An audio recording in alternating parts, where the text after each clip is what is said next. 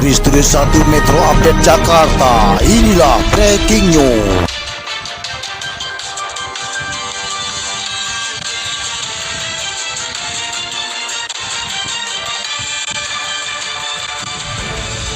Assalamualaikum Pak Ketua, sehat? Alhamdulillah sehat.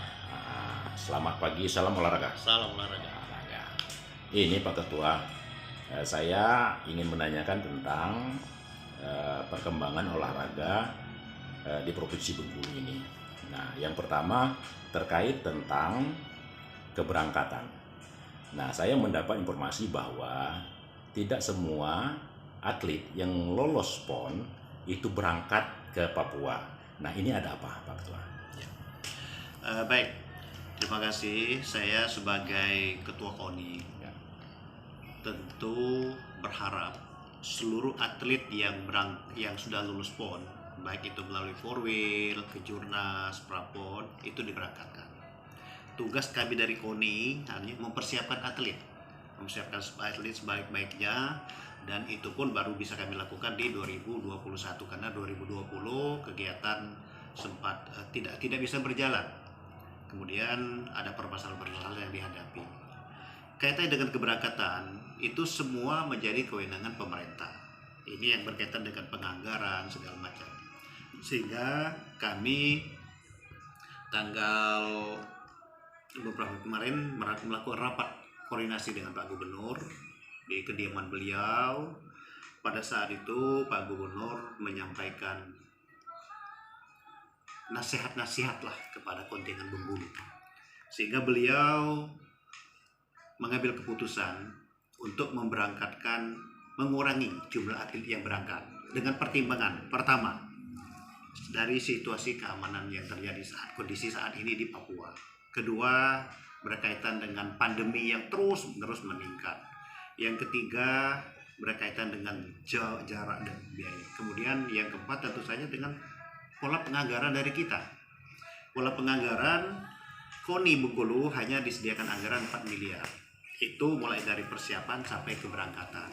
Nah, sementara kami meluluskan 17 cabang olahraga dan 82 atlet. Tentu duit itu jauh dari cukup. Sehingga Pak Gubernur bersama-sama dengan pemerintah memutuskan untuk membatasi jumlah keberangkatan. Dia memerlukan angka tidak lebih dari 20 atlet.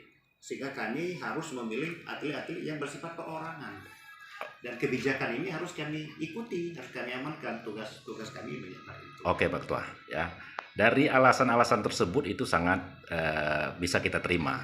Namun, apakah dengan tidak berangkatnya atlet itu ke PON Papua ke depan ini tidak ada sanksi dari PB PON ataupun dari cabur-cabur mereka tersendiri dari PB mereka? Ya, kalau dari PB PON mereka menunggu di pendaftaran akhir. Insya Allah nanti di pertengahan Juni kita akan melaporkan jumlah kontingen Bengkulu. Kita akan melakukan daftar ulang. Nah, mungkin dari PB PON tidak akan ada sanksi, tapi peluang sanksi itu ada di cabur, di PB.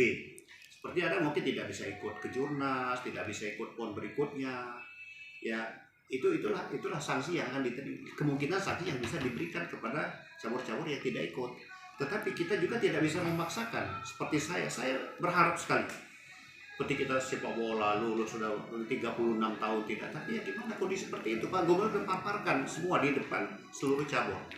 Saya berharap cabur bisa memahami itu. Ketika nanti Pak Ketua ada sanksi, katakanlah sanksi cabur ataupun terhadap cabur mereka di Provinsi Bengkulu, apa tidak ada berpengaruh dengan pemerintah daerah kita untuk kedepannya? Kita akan mencoba nanti, kami akan sampaikan ke Pak Gubernur supaya nanti melalui Pak Kadispora kepada cabur-cabur yang tidak berangkat ini kita akan berikan surat secara resmi ke PB-nya kenapa kita tidak berangkatkan. Dan itu bukan hanya dari provinsi kita, mungkin juga dari provinsi-provinsi yang lain juga ada melakukan itu.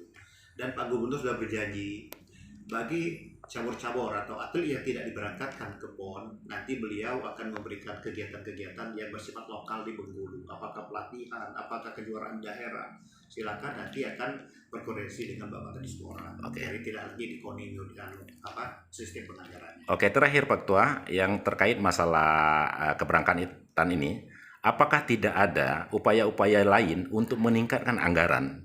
Ya, katakanlah dari pihak-pihak lain yang tidak terikat melalui diskusi-diskusi kepada Pak Gubernur jalan keluar penambahan dari 4 miliar itu. Ya, kita sudah sampaikan untuk keberangkatan semua. Awalnya kita mengeset dana 4 miliar untuk siapa. Kemudian kita set lagi anggaran untuk keberangkatan. Untuk keberangkatan kita membutuhkan memberangkatkan 82 atlet. Kita membutuhkan anggaran lebih kurang 10 miliar. Kemudian itu pasti di APBDP. APBDP itu baru diketok palu itu paling cepat Oktober. Pembelanjaannya di bulan November. Nah disinilah letak kesulitannya. Sehingga siapa yang mau menanggulangi 10 miliar ini? Katakanlah kita set tadi, kita kurangi press lagi, katakanlah 4 atau 5 miliar. Ini juga dari mana uang?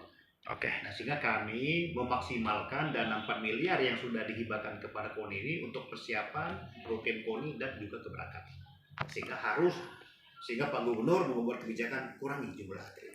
Yang kita berangkatkan yang betul-betul berpotensi meraih medali bersifat di perorangan, dan kita tetap mentargetkan di PON nanti ada 4 medali emas dan 6. Dari Studio 1 Metro Update Jakarta, inilah Breaking News.